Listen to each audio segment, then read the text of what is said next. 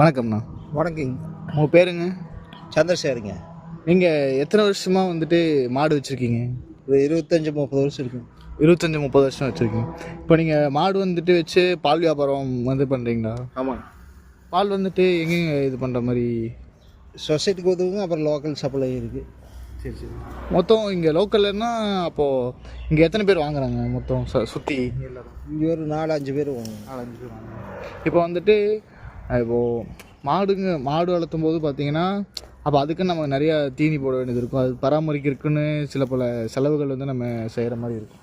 இப்போ அந்த மாதிரி பார்த்தீங்கன்னா ஒரு ஒரு மாட்டுக்குன்னா ஒரு மாதத்துக்கு எவ்வளோ செலவாகும்? ஒரு மாதத்துக்கு பார்த்தீங்கன்னா ஒரு 6000-7000 மாதிரி வரும். நீங்கள் அப்படிங்களா? அப்போ அந்த மாட்டுக்கு நீங்கள் என்னென்ன தீனிலாம் போடுறீங்க? தீன் தட்டுங்க, அப்புறம் வைக்கப்பில்லு, அப்புறம் இந்த மலம்பில்லுன்னு சொல்லுவாங்க அது, அப்புறம் தண்ணி, புண்ணாக்கு, தவிடு அந்த மாதிரி போடுவோங்க.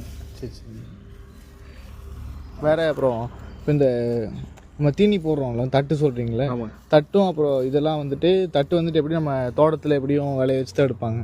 இப்போ தோட்டத்தில் நீங்கள் இங்கே தோட்டம் வச்சுருக்கீங்களா? இங்கே தோட்டத்துலேயே போட்டுக்குவோங்க. சரி, சொந்த இதுதான். அதை அறுக்கிறதுக்கு ஆளுங்க இதெல்லாம்? ஆளுங்க தட்டு வந்த முன்னாடி வர சொன்னோம்னா வந்துடுவாங்க. அவங்க டெய்லி சம்பளம் பார்த்தீங்கன்னா 700 ரூபா, தட்டு சமயத்துக்கு பார்த்தீங்கன்னா 700 ரூபா அந்த மாதிரி கேட்பாங்க. மற்ற டைமில் பார்த்தீங்கன்னா 500 ரூபா. சரி. இப்போ அதே மாதிரி நம்ம தட்டு வந்துட்டு இப்போ நம்ம தோப்பில் வந்து தட்டு வச்சுருக்கோம்ல, தட்டு வந்து நம்ம என்னென்னா மற்ற இப்போ எப்படின்னா உள்ள சிட்டிக்குள்ளே வந்துட்டு பால் வியாபாரம் பண்ணுறவங்க இருப்பாங்க. ஒன்றா அவங்களுக்கு வந்து தட்டு கிடைக்காது. அப்படி இல்லைன்னா அவங்க எங்கள் பக்கத்தில் லீஸுக்கு தோப்பில் வந்துட்டு தட்டு போட்டிருப்பாங்க. அப்போ இல்லாத பட்சத்தில் நம்ம இங்கேருந்து நாம் அவங்களுக்கு அங்கே இது விற்கலாம் இல்லைங்க? விற்கலாங்க. இங்கே நம்மளுக்கே மாட்டுக்கு அளவாக இருக்கும். ஒரு சில டைமில் பார்த்தீங்கன்னா சேல்ஸும் பண்ணுவோம். சரி. தட்டு அதிகமாக இருந்ததுன்னா சேல்ஸ் பண்ணிடுவோம். சரி. இப்போ வந்துட்டு நம்ம மாடுக்குன்னு பார்த்தீங்கன்னா ஒரு நாளைக்கு எவ்வளோ லிட்டருங்க கறக்கு ஒரு மாடு? ஒரு மாடு அது மாட்டை பொறுத்து இருக்குதுங்க. ஒவ்வொரு மாடு 10 லிட்டரும் வரும், ஒவ்வொரு மாடு 3 லிட்டரு 4 லிட்டரு அந்த மாதிரி வரும். சரி. இப்போ இந்த மாதிரி நம்ம இந்தளவுக்கு நம்ம மாட்டுக்காக இதெல்லாம் வந்து நம்ம நிறைய செலவு பண்ணுறோம். அதே சமயம் மாடையும் வந்துட்டு திடீர்னு உடம்பு சரியில்லாமல் போயிடுச்சு அப்படிங்கிற பட்சத்தில் வந்துட்டு நம்ம அதை நல்லா பார்த்துக்க வேண்டியது வரும். அப்போது திடீர்னு மாடுக்கு உடம்பு சரியில்லைன்னா அப்போ நீங்கள் என்ன பண்ணுவீங்க? திடீர்னு உடம்பு சரியில்லைன்னா மெடிக்கல் டேப்லெட் வாங்கி கொடுப்பாங்க. அது சரியாயில்லைன்னு டாக்டர் வர சொல்லுவோம். ஏதோ வயிறு உப்புலாம் அந்த மாதிரிலாம் இருந்துச்சுன்னா விளக்கெண்ணெய், அந்த ஓம் வாட்ரு இது வாங்கி ஊற்றுனா சரியே. இந்த வயிறு உப்புறாங்கிறது வந்து பார்த்தீங்கன்னா எந்த மாதிரி சமயத்தில் மாடுக்கு வயிறு உப்பும்? அது எடுக்கிற தீனில் ஏதாவது கம்ப்ளைண்ட் இருந்ததுன்னா அந்த மாதிரி வரும். பெருசாக அந்த மாதிரி அதிகமாக வராது, வர்றதுக்கு வாய்ப்பு இல்லைங்க அதில். சரி. இப்போ அதே மாதிரி பார்த்தீங்கன்னா மாடுக்குன்னு பார்த்தீங்கன்னா நம்ம அதை வந்துட்டு பார்க்கறதுக்கு எப்படி ஒரு ஆள் இருந்துகிட்டே இருக்கணும். இப்போ நீங்கள் திடீர்னு ஏதோ ஒரு கல்யாணம் விசேஷம் வெளியூர் போகிற மாதிரி இருந்துச்சுன்னா இப்போ பார்த்துக்கிறக்கு ஆளுக்கு அதுக்குள்ள என்ன பண்ணுவீங்க? அது பார்த்துக்கிறதுக்கு ஆள் இருக்காங்க, வர சொன்னோன்னா வந்து பார்த்துக்குவாங்க. அதுக்கு முன்னாடி தீனியெல்லாம் போட்டுருவாங்க, தண்ணி காட்டிடுவாங்க. சரி. பால் கறந்து வச்சுருவாங்க. சரி. இப்போ நம்ம சொசைட்டியில் பார்த்தீங்கன்னா இப்போ நம்ம பால் வந்து நம்ம ஊற்றுறோம் போது அவங்க கிரேடு பிரிப்பாங்க. இப்போ அதில் நம்ம பால் வந்து நல்ல கிரேடு போகும்போது ப்ரைஸு எவ்வளோ வரும்? நல்ல கிரேடுனா 41 ரூபா 42 ரூபா லிட்டருக்குங்களா? லிட்டருக்கு. சும்மா அது ஃபேட்டு SNF இருக்குது. சரிங்க. அது வரதை பொறுத்து உங்களுக்கு ரேட்டு வரும். பாலோட திக்னஸ் பொறுத்து அது என்ன இதுன்னு எல்லாம் மாறும். ஆமாம். சரி சரி. இப்போ அதான் இப்போ வந்துட்டு வேறு என்னென்னா அதே மாதிரி இப்போ சாணியும் இது போட்டு அது சாணியில் உரம் தயாரிக்கிறது அந்த மாதிரியும் ஏதாச்சும் பண்ணுறீங்க? இல்லை, அது நாங்கள் இங்கே தோட்டத்துக்கே யூஸ் பண்ணிக்குவோங்க. சரிங்க. அது நாங்கள் சேல்ஸ் பண்ணுறதில்ல. அதை நீங்கள் அதை நான் கேட்குறேங்க. இப்போது நம்ம பில்லெல்லாம் போடுறோம்ல, ஆமாம், பில்லு வளர்றதுக்கு அப்புறம் வேறு ஏதாவது நம்ம இப்போது ஏதாவது பூச்சி பிடிக்காமல் இருக்கிறதுக்கு மரத்துக்கெலாம் உரமாக போடுவாங்களா? அதை கேட்குறேன். அந்த மாதிரி எதாவது? இல்லை, உரமாக யூஸ் பண்ணிக்குவோங்க. சரி, தென்னை மரத்துக்கு போடுவோம். சரி. அப்புறம் இந்த தட்டு எல்லாம் போடுறதுக்கு அதுக்கு போட்டுக்குவோம். சரி, ஓகேங்க. சரி, தேங்க்ஸ்ண்ணா. ஓகே. வணக்கம்ண்ணா. வணக்கம். உங்கள் பேர்? என் பேர் குகன். இப்போ NGP காலேஜ்லேருந்து வந்திருக்கேன். ஃபார்மர்ஸ் அப்புறம் ஃபார்மிங் பற்றி நிறைய விஷயம் தெரிஞ்சுக்கலாம்னு வந்திருக்கேன். அதனால தான் உங்ககிட்ட. ஓகே ஓகே கேளுங்க. இப்போது நீங்கள் எத்தனை வருஷமாக வந்துட்டு இந்த பால்ட்ரி ஃபார்மிங் வச்சுருக்கீங்க? நான் அப்பா ஸ்டார்ட் பண்ணது, அவர் 10 வருஷமாக இருக்கார். நம்ம இப்போ காலேஜ் முடிச்சு ஒரு 5-6 வருஷம் ஆச்சு. இப்போ நீங்கள் இந்த பிஸ்னஸில் வந்துட்டு இப்போ நீங்கள் இந்தளவுக்கு நீங்கள் பெருசாக பண்ணுறீங்க, இதில் வந்துட்டு நீங்கள் எந்த அளவுக்கு வந்துட்டு நீங்கள் ப்ராஃபிட் ஏர்ன் பண்ணாலும் அதே அளவுக்கு உங்களுக்கு நிறையா ஸ்ட்ரகிள்ஸும் வரக்கு வாய்ப்பு.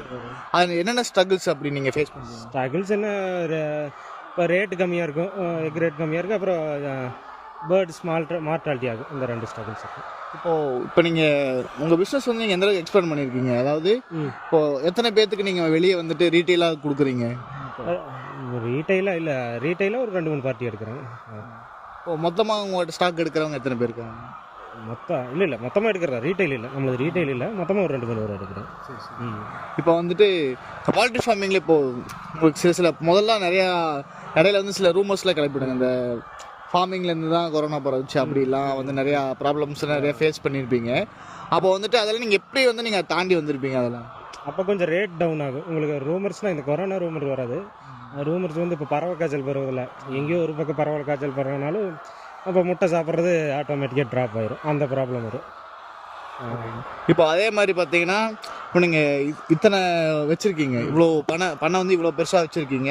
இப்போ இதில் வந்துட்டு மொத்தமாக எப்படி சொல்கிறது, இது எல்லாத்துக்குமே மெயின்டெனன்ஸ்னு ஒன்று இருக்கும், ஆட்கள் தேவைப்படும், அதே மாதிரி ஃபுட்டு இதெல்லாம் நீங்கள் அதுக்கெல்லாம் என்ன பண்ணுறீங்க? எதுக்கு ஃபுட்டு? கோழிக்கு இதுக்கெல்லாம் ஃபுட்டு? கோழிகள் ஃபீடு தான். ஃபீடு அதான் அது எப்படி இது பண்ணுறீங்க? ஓன் ஃபீட் அரைக்கல, கம்பெனி ஃபீடு போயிட்டுருக்கு. நீங்கள் இப்படி ஓன் ஃபீடு தாங்களா இல்லை எல்லாம் ரெடி ஆகிடுச்சு, நீ ரன் பண்ணுவோம். சரி அதுக்கு ரெடி பண்ணிட்டு இருக்கீங்களா? சரி. இப்போ எம்ப்ளாயிஸ் எத்தனை பேருங்க வேலை செய்யணும்? எம்ப்ளாயிஸ் ஒரு 10 பேர் வேலை செய்கிறோம். சரி. அப்புறம் இந்த ஃபார்மிங் இருக்குல்ல, இப்போ இதில் வந்துட்டு இதை வந்து நீங்கள் இன்னும் அதாவது பெருசாக எக்ஸ்பேண்ட் பண்ணணும், இல்லை இதை வந்து இன்னும் கொஞ்சம் நான் வந்துட்டு நல்லா டெவலப் பண்ணணும் அப்படிங்கிற மாதிரி ஏதாவது ஐடியா இருந்துச்சுன்னா அது நீங்கள் அது என்ன பண்ணலாம் அப்படின்னு சொல்லி யோசிச்சு வச்சுருக்கீங்க? இல்லை, இதுக்கு மேலே எக்ஸ்பென்ஷன் நடந்துட்டு தான் இருக்குது. இதுக்கு மேலே ஃப்யூச்சரில் அப்பப்போ எது எப்படி ஒர்க் அவுட் ஆகுதோ அந்த மாதிரி தான் பண்ண முடியும். இப்போ நீங்கள் இதில் ஃப்யூச்சருக்கான ஸ்கோப் என்ன இருக்குன்னு நீங்கள் நினைக்கிறீங்க? ஃப்யூச்சர் இப்போ முட்டை இன்டேக் அதிகமாக இருக்குது, அது ஒரு பாயிண்ட்டு அந்த சொல்லுவோம். இப்போ போக முட்டை இன்டேக் அதிகமாக இருக்கும், அது ஒன்று. இப்போ வந்துட்டு நீங்கள் வெறும் முட்டை மட்டும் இது பண்ணுவீங்களா, இல்லை கோழி பார்த்தீங்கன்னா ஃப்ளஷ் கொடுப்பாங்க இப்போ இந்த கறி கடைக்கு இதுக்கெல்லாம் அதுவும் சேர்ந்து சேல் பண்ணுவோம்? இல்லை நம்மளுக்கு முட்டை மட்டும் தான், ஆனால் ஏஜ்டு பேர்ட்ஸு அது சேல்ஸுக்கு போயிடும். ஏஜ்டு பேர்ட்ஸ் மட்டும் சேல்ஸுக்கு போகிறேன். இப்போ இது வந்து வெறும் மெயினாக வந்து எக் மட்டும்தான் ஃபோக்கஸ் பண்ணி. சரி.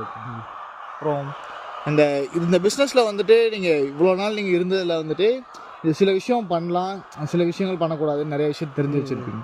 அது என்னென்னு மட்டும் கொஞ்சம் தெளிவாக ஃபுல்லாக சொல்கிறீங்களா? தெளிவான நம்ம டிசீஸ் மேனேஜ்மெண்ட் கரெக்டாக பண்ணணும், அது ஒன்று தான். இப்போ டிசீஸ்னால் ஸ்ப்ரே பண்ணணும், கொஞ்சம் க்ளீனாக வச்சுருக்கணும், அது ஒன்று தான் மெயின்டைன் பண்ணணும். அதுக்கு லேபர் கிடைக்கணும், கொஞ்சம் இப்போல்லாம் கொஞ்சம் லேபர் ஷார்ட்டேஜ் இருக்குது, அதுதான் மெயின். அப்போ இந்த லேபர் ஷார்ட்டேஜ் வருதுன்னு சொல்கிறீங்க, அதுக்கு என்னென்ன பண்ணலான்னு சொல்லி யோசிச்சு? இதுக்கு நம்ம ஒன்றும் பண்ண ஆட்டோமேஷன் பண்ணலாம். அது உங்களுக்கு எல்லாம் காஸ்ட்லியாக இருக்கும் ஒரு லெவலுக்கு மேலே. அதெல்லாம் நீ போகத்தான் அது எப்படின்னு தெரியும். நம்ம ஆட்டோமேஷன் பண்ணுறோன்னு சொல்கிறீங்க. இப்போ ஆட்டோமேஷன் பண்ணதில் பார்த்தீங்கன்னா இந்த அளவுக்கு அது க்ளீனாக இருக்கும்னு நீங்கள் சொல்ல முடியுமா? இந்த அளவுக்கு க்ளீனாக இருக்குமா? அதுக்கு என்ன க்ளீன் சொல்லி இப்போ நீங்கள் நம்ம வந்துட்டு பால்ட்ரி ஃபார்மிங்கில் நம்ம இப்போ மேனுவலாக பண்ணும்போது நம்ம அந்த க்ளீனிங் ப்ராசஸ்லாம் எப்படி இருக்குன்னு நீங்கள் எத்தனை நாள் உங்களுக்கு தெரிஞ்சிருக்கும். இப்போ நீங்கள் வந்துட்டு மிஷின்ஸ் வச்சு ஆட்டோமேஷனில் நீங்கள் பண்ணும்போது அதை விடவே இன்னும் நல்லா க்ளீன் பண்ணுவாங்களா? அந்த மிஷின் பண்ணுமான்னு நான் கேட்குறேன். பண்ணுவேன், ஆனால் அதெல்லாம் ரொம்ப காஸ்ட்லி, அதெல்லாம் இன்னும் உள்ள கொண்டு வர்றதுக்கு டைம் ஆயிரும், இப்போதைக்கு. ஆனால் இப்போ நீங்கள் அப்போ புதுசாக சீக்கிரம் இனோவேஷனில் நம்ம உள்ளே இறங்கினா தான் பார்த்தீங்கன்னா நம்ம வந்துட்டு எல்லாத்த விட நம்ம கொஞ்சம் காம்பீட் பண்ணி அதிகமாக இருக்க முடியும். இப்போ நீங்கள் அதை பற்றி என்ன சொல்ல வரீங்க? ஆமாம், புதுசாக கொஞ்சம் இன்னோவேஷன் பண்ணால் தான் கொஞ்சம் காம்படிஷனோட இன்றைக்கி லேபர் ஷார்ட்டேஜுக்கு இன்னும் கொஞ்சம் ஆட்டோமேஷன் போனால் தான் அப்படியே ரன் பண்ண முடியும். இப்போ அது மட்டும் இல்லாமல் இப்போ வந்துட்டு நீங்கள் இப்போ நம்ம ஒரு பிஸ்னஸ்ன்னு எடுத்துக்கிட்டாலே அதில் நம்ம எவ்வளோ தான் நம்ம லாபம் சம்பாதிக்கிறது வெளியே தெரிந்தாலும் நம்ம அதுக்கான கஷ்டங்கள் வந்துட்டு நமக்கு தான் தெரியும். இவ்வளோ கஷ்டப்பட்டுருக்கோம், அதான் நிறைய கஷ்டம் இருக்குது. நீங்கள் சொல்கிறீங்க கோழிக்கு டிசீஸ் வந்துடும், அப்போ எக்கோட ரேட்டு கம்மியாகும், லேபர் கிடைக்காது. இந்த மாதிரி இருந்தாலுமே உங்களை நீங்கள் ஊக்குவிச்சுட்டு உங்களுக்கான ஒரு செல்ஃப் மோட்டிவேஷனோட அது எப்படி நீங்கள் திருப்பியும் நம்ம பில்லை பண்ணுறோம், நம்ம நிற்கிறோம், மார்க்கெட்டில் நிற்கிறோம்னு சொல்லிட்டு இது பண்ணி வரீங்க. மார்க்கெட்டில் அப்புறம் பிஸ்னஸ் இருந்தால் அப்படியே ரன் பண்ணி தான் ஆகணும், அதனால் வந்து அப்படியே ரன் பண்ணிட்டுருக்கோம். சரி, ஓகே, தேங்க்ஸ். வணக்கங்க. வணக்கங்க.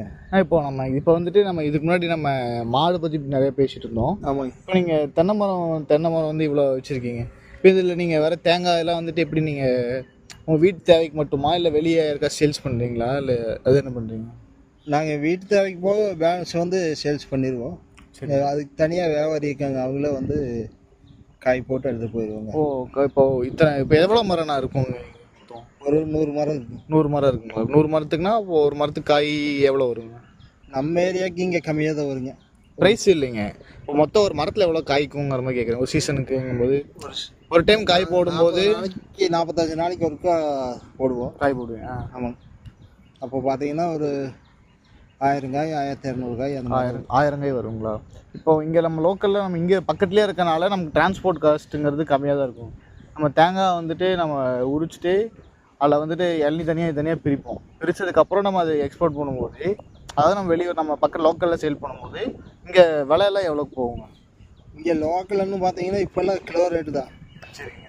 கிலோ 60 ரூபா 70 ரூபா வரைக்கும் போகும். அதில் மட்டையெல்லாம் எடுத்துகிட்டு தான் கொடுக்கணும். ஆமாம். அவங்க வியாபாரி வந்து போட்டாங்கன்னா அவங்க மட்டையோடு அப்படியே எடுத்துகிட்டு போயிடுறாங்க. அப்படிங்களா? ஆமாம். இப்போ வந்துட்டு நம்ம மட்டை உரிக்கிறதுக்கு அதுக்கு நம்ம எப்படி லோடு எடுக்கிறதுக்கு அப்படியே ஆள் வருவாங்களா?